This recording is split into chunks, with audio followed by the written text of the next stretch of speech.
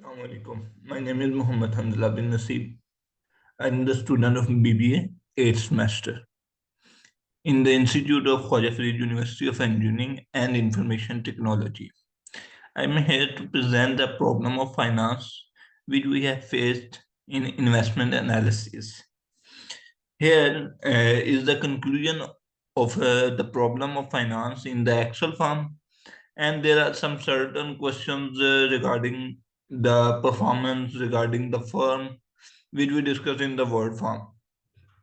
First of all, when we start on the question, the some data has been given through a problem. We have be given by the data that present the years, and after that the stock A and stock B. There are two types of stocks. In two types of stock categories, which we present here with the stock A and stock B. Okay, from now on, the topic basically which we are covering is basically regarding to the investment analysis. We discuss it with the you can say with the with the point of view of investment analysis, so we can check which is a better option for our investment.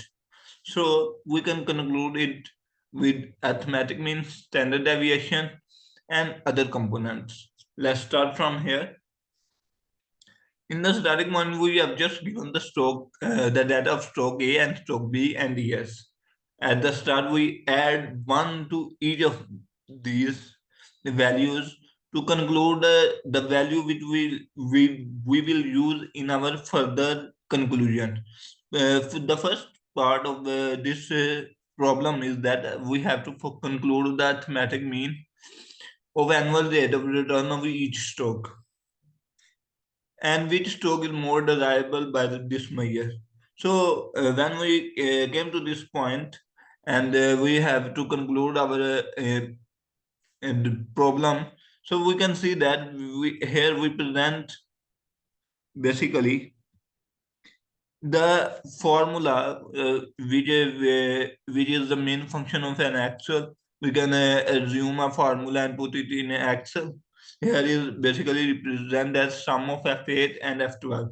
Basically, we conclude all the sum and divided by number of years. So we can conclude arithmetic mean. As we follow the same process in for the conclusion of stock B. After that, we came to the standard, compute the standard deviation. For standard deviation, we just conclude the stock A, and after that, we have taken the square of the stock for the basically you can say the radians and a part of a standard deviation. Here is basically you can see that standard deviation formula or function is available in the Excel. So we apply that standard deviation formula, and we conclude our answer by a standard deviation formula by entering these values. You can see here. And here is our result, which we can see. After that, we went on the part C, in which we have to conclude the geometric mean. You must remember that we at the start we added the value of one in the each stroke. That's basically the use of the use of those you can say data is basically here. The data mainly we conclude is geometric mean and geometric mean of stock A and geometric mean of stock B with the percentage, and you can say with the factor. So in the decimal place, either way you can say that, and we concluded by using the formula by adding the sum of all values after adding one, and then we take the power of 1 into 5 with minus 1 because we have added one number. So that's why we have that's how we can conclude geometric mean. After that, we went on the second problem which we have to cover in this In this problem, in this basically the video, a broker calls you and suggests that you to invest in XYZ company, and we have to conclude our expected return with the probability base. You can say here we have the rate of return which we can cover from different perspectives.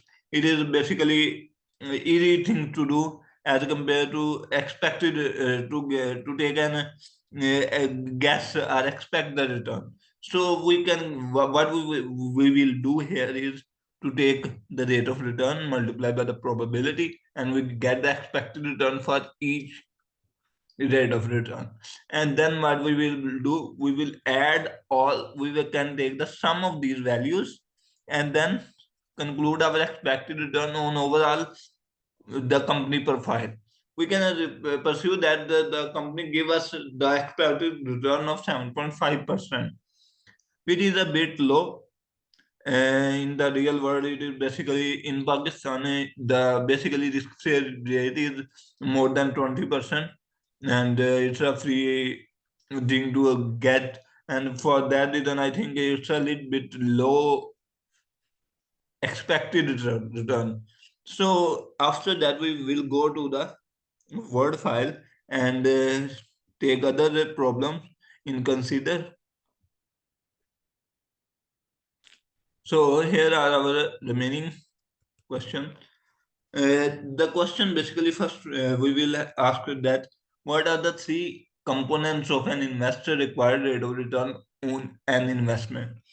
Basically, we have to explain that who basically in an investment you always expect a required rate of return, which we will say required rate of return. And required rate of return, for the calculation of required rate of return, there are use of three components. First, risk-free investment. Then second, we expect the growth, and then we expect the additional risk which we are taking. So the growth and additional risk which we are taking, we conclude it and call it risk premium. And the risk premium and simple, which we can say the risk-free rate, which came from the T-bills. That T-bills are a different concept. The T-bills are basically a small, or you can say that it's a short-term asset which we can purchase and issued by the government. Though that rate of return is called risk-free rate. After that, we have the question that give an example of liquid investment and illiquid investment. Basically, for understanding the example, you must have to know the what is liquid investment and what is illiquid investment. Basically, in a liquid investment, what you have to say that a liquid investment are those investments which are basically you can buy or sell immediately, quickly, on the same price which is offered in the market. These are investments are called liquid market. On the other side, illiquid investments are those investments which are very hard to buy or sell.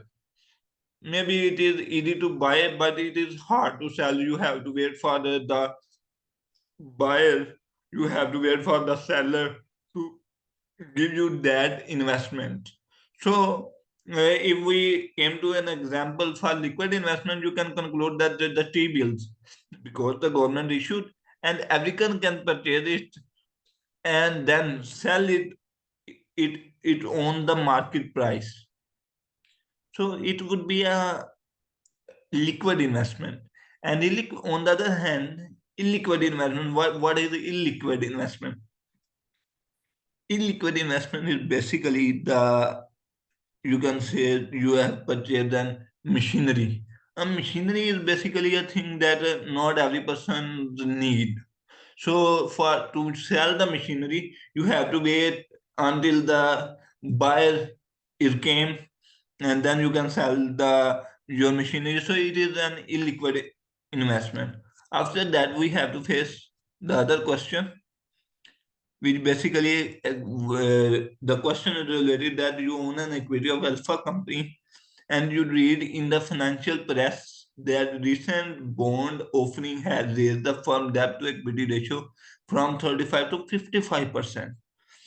Discuss the effect of this change on the variability of the firm net stream, other factors being constant.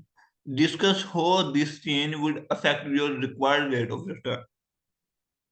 So we have to understand in this problem we have to understand the scenario that the company debt to equity ratio is going to increase from 35% to 55%, and it is basically the rule, or it is basically the problem that for the debt you have to give the interest, and whenever the basically debt increases you have to give more interest and more interest, because in this scenario the debt to equity ratio is increased by 35 to 55%.